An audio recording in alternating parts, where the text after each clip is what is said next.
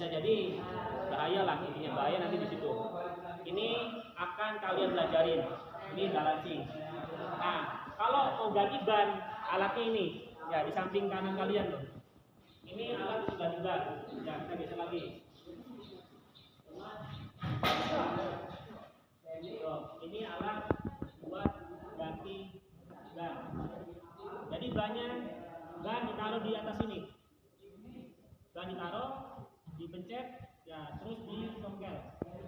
Alat congkelnya mana tadi? Ada. Ada di bawah. Ya, alat congkel. Mana? Alat congkelnya nih. Alat congkelnya. Kalau kalian biasanya melihat orang yang di tukang ganti ban mobil biasanya ada. Ya. Alat congkel seperti itu. Nah, terus ini adalah trainer untuk kaca mobil. Kaca mobil yang naik turun.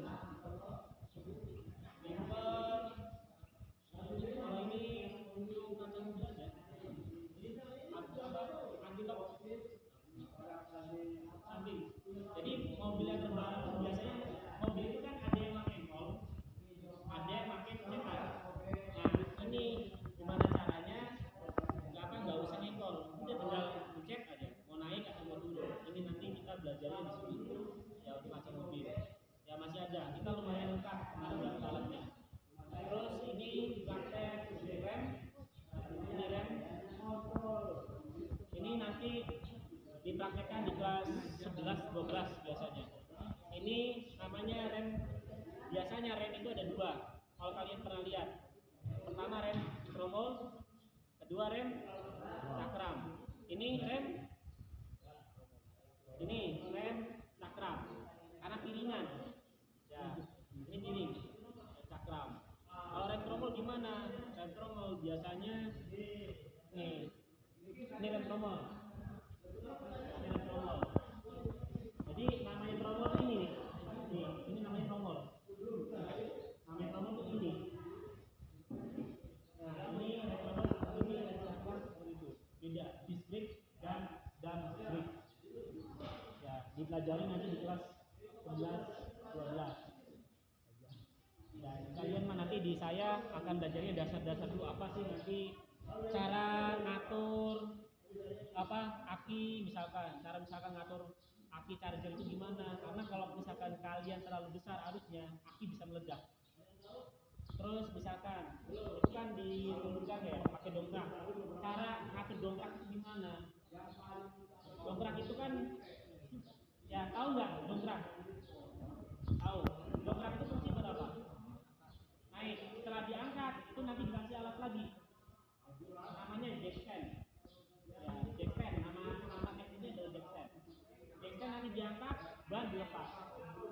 Nanti kita belajar tentang SOP-nya seperti apa. Jangan sampai apa deh, wis dibongkar, ternyata nggak ada jackstandnya. Resikonya gimana? Mobil ini kena misalkan ya kena getar sedikit bisa bahaya buat jatuh. Atau bisa jadi dongkraknya. Dongkrak itu kan ada hidroliknya. Di dalamnya ada oli. Oli itu berapa tahun akan aus, ya, bahkan kayak bocor. Pernah ada kejadian tiba-tiba dongkrak sudah kepasang, tiba-tiba si dongkraknya olinya bocor, akhirnya dia langsung jatuh.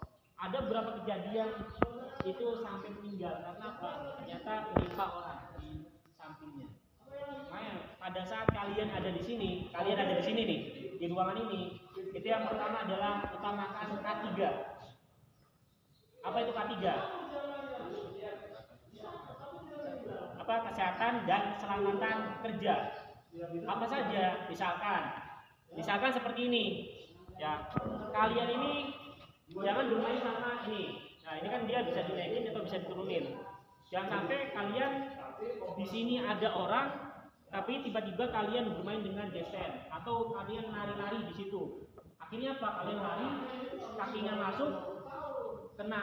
Kalau kenanya pas ngasih sepi nggak masalah. Tapi pada saat ada barang-barang yang kayak gitu, ada yang cor-coran tuh, ya udah bisa jadi yang kepala yang jadi korbannya. Kayak tadi tuh bisa jadi kalian kalau bermain sama dia itu balancer, ya balancer Bahayanya gimana? Bahayanya ya tiba-tiba kepentok. Kalian bermain dengan ini, lempar-lemparan, ya lempar-lemparan misalnya itu, citromol, gimana? Enggak tiba-tiba kena kepala. Makanya kalau di sini utamakan K3. Nanti K3 itu termasuknya apa saja? Sepatu dari atas sampai bawah. Itu K3 termasuknya. Mulai dari kalau masuk RPS itu wajib menggunakan apa? Wear pack. Wajib menggunakan wear pack. Nanti di sini akan panas. Ya, kalau siang di sini akan panas. Itu gimana caranya? Ya udah pakai aja kaos. Ya pakai kaos. Tangkepan bisa atau biasanya siswa itu saya nggak tahu model yang baru gimana, model yang baru ini. Kalau yang satu set, satu atas bawah, ya satu setel itu biasanya orang itu akan pakai daleman. Jadi pakai dalam pada saat praktek, yang misalkan ya sepatu celana ini dilepas, cuma pakai dalam, terus dirangkap sama lempak itu, karena akan panas. Dalamnya gimana? Pakai kaos, nggak masalah. Pada saat di dalam, wear pack digunakan. Pada saat di luar silakan. Ya, wear pack harus dilepas. Ya, seperti itu. Itu nanti kalian benar-benar harus memahami, karena sepele, tapi pada saat kalian di industri, itu kalian dipakai atau enggaknya nanti di sana. Orang yang paham tentang K3 itu orang yang akan sukses di industri. Karena kalau kalian di industri itu ada tulisannya ya, utamakan dan kesehatan kerja, utamakan selamat gitu kan. Itu karena kewajiban, nomor satunya itu adalah K3. Seperti itu. Paham? Tok, sekarang udah Pak Sep.